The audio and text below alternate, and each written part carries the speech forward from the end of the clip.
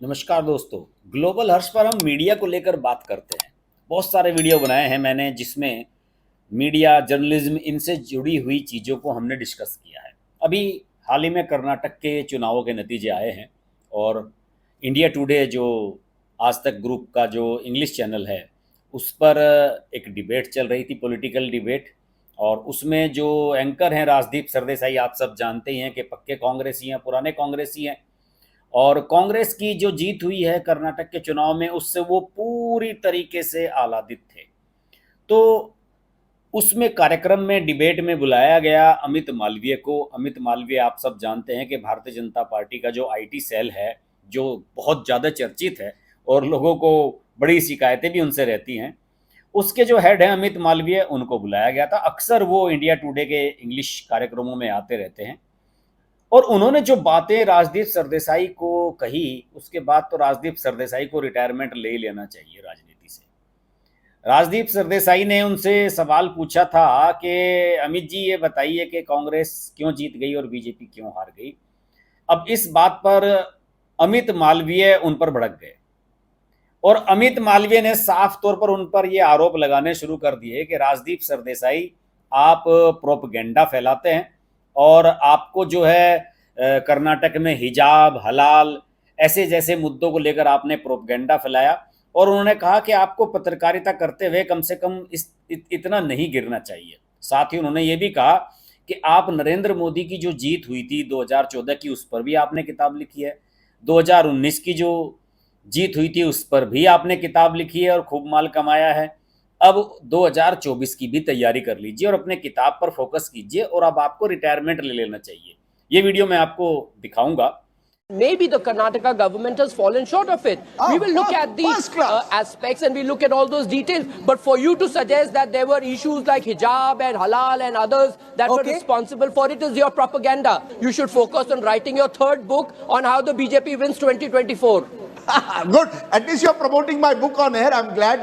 Amit Malviya, why are you so angry? You know, the other day I wrote a blog which said the Congress is leading in Karnataka. No less than B.L. Santosh, and you attacked me. I'm amazed. Don't give me so much importance, sir. I'm a simple man. Smile.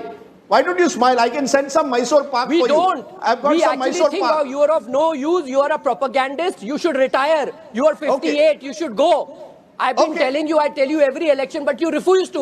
You should go and prostrate in front of Sonia Gandhi and ask her to give you a Rajya Sabha seat for the services that you do for the Congress party. Sir, you go lower and lower. The lower you go, the higher I will climb. I will smile every time you give these low jibes. You're from the party of Vajpayee and Advani. This is the party of Vajpayee and Advani. You don't reduce it to personal jibes. The great Mr. Vajpayee would lose elections and smile. You don't intimidate me. Don't intimidate me, sir. Please. But have a good day. Have a good day. I am going to send you Mysore Pak. I promise you. Yeah, here it is. Yeah, please, box though. Box. We are sending him Mysore Pak. Rajdeep, send it. Mysore Pak. We'll send you Mysore Pak. Please. And you please send me some UP के लड्डू. इस video में साफ साफ उन्होंने उन्हें खूब फटकारा है। हालांकि राजदीप सरदेसाई मुस्कुराते रहे और हैंडल करने की कोशिश करते रहे। उन्होंने कहा कि आप इतना गुस्से में क्यों आ रहे हैं, और चलिए धन्यवाद, आप कम से कम ऑन एयर मेरी किताब को प्रमोट तो कर रहे हैं। और इससे उन्होंने ये कहा कि तुम एक अमित मालवीय ने कि तुम एक प्रोपोगेंडिस्ट हो, तुम्हें रिटायर हो जाना चाहिए, तुम 58 साल के हो गए हो, तुम्हें चले जाना चाहिए। मैं तुम्हें हर चुनाव में कहता हूँ, लेकिन तुम मानने से मना कर देते हो। तुम सोनिया गांधी के सामने जाओ और राज्यसभा की सीट की मांग करो जो तुम कांग्रेस के लिए सर्विस दे रहे हो।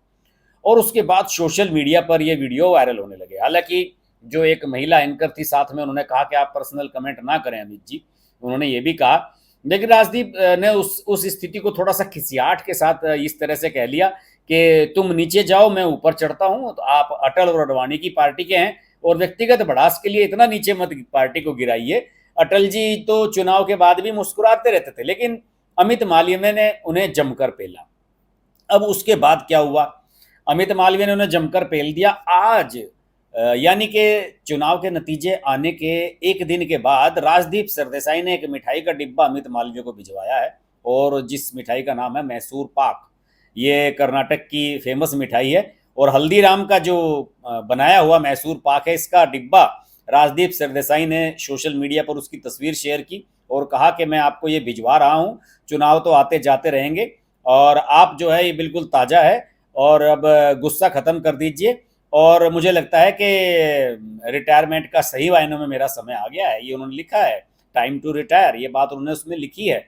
लेकिन इसका जवाब अमित मालवीय ने भी तगड़ा दिया है। अमित मालवीय ने कहा कि आप जो है ये प्रोपेगेंडा फैलाना बंद कीजिए, और अब आप की विश्वसनीयता खत्म हो चुकी है पत्रकार के रूप में, और ये जो बचकानी हरकतें आप कर रहे हो कि मुझे मिठाई भेज रहे हो, ये सब बेशर्मी है। और चेहरे पर आपके साफ कुछ लिखा हुआ है कि आपके मन में क्या चल रहा है।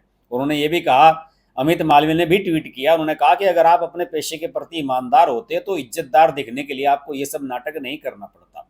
तो उन्होंने कहा कि अब करियर का आपका अंतिम समय चल रहा है, अगर थोड़ी सी भी गरिमा के साथ बाहर आना चाहते हैं तो अपने व्यक्तित्व को सुधार लीजिए, और आपको मैं शुभकामनाएं देता हूं। ये अमित मालवीय ने उनको जवाब दिया।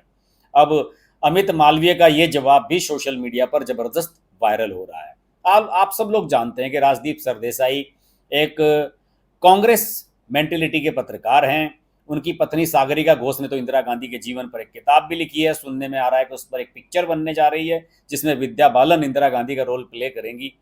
तो ये पूरी कांग्रेसी परिवार है, और इनकी पत्नी जो है वो पहले इनके साथ ही CNN IBN चैनल था उसमें ये भी थे इंग्लिश वाले में, और इनकी पत्नी भी हुआ करती थी, लंबे समय तक रही हैं। लेकिन जब उसे मुकेश अंबानी ने टेक ओवर किया था तब ये सब लोग वहाँ से छोड़ भागे थे। पहले ये NDTV में भी साथ रहे हैं।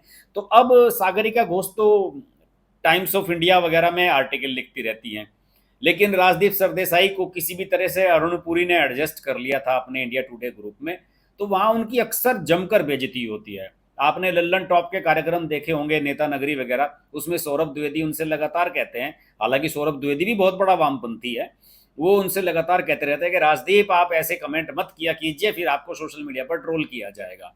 लेकिन राजदीप सरदेसाई का जो कांग्रेस प्रेम है वो उछल उछल कर बाहर आता रहता है। राजदीप सरदेसाई उत्तर प्रदेश के प्रचार के समय नहीं गए थे फील्ड में रिपोर्टिंग करने के लिए, लेकिन इन्हें लग रहा था कि कांग्रेस जीत सकती है कर्नाटक में, वहां पर ये फील्ड रिपोर्टिंग करने के लिए खूब गए, और सिद्धरमैया, DK शिव कुमार, कांग्रेसियों के खूब इंटरव्यू लिए। तो अमित मालवीय ने, मुझे लगता है कि इन्हें जमकर पेला है, और ये इसी के लायक हैं। बहरहाल ये जो सोशल मीडिया पर चीज़ें चलती हैं ये बड़ी दिलचस्प होती हैं, और मैं अक्सर अपने चैनल पर इन्हें लाता रहता हूं। इस चैनल को मेरे जरूर सब्सक्राइब कर लीजिए दोस्तों, अगर अभी तक सब्सक्राइब नहीं किया है, वरना आप बहुत अच्छे वीडियो मिस कर देंगे। इस तरह की एक चटपटी खबर के साथ फिर आपके सामने हाजिर होऊंगा, तब तक के लिए नमस्कार। Hi, this is Pooja Bedi, and I'd like to say that I'm deeply grateful to Harsh for his wonderful, wonderful and courageous reporting, and the fact that he always stands up for what he thinks is right. Thank you, Harsh, for all the support and all the love, and rock on. Everyone who's watching this, don't hesitate to press the like, share, subscribe button on his channel.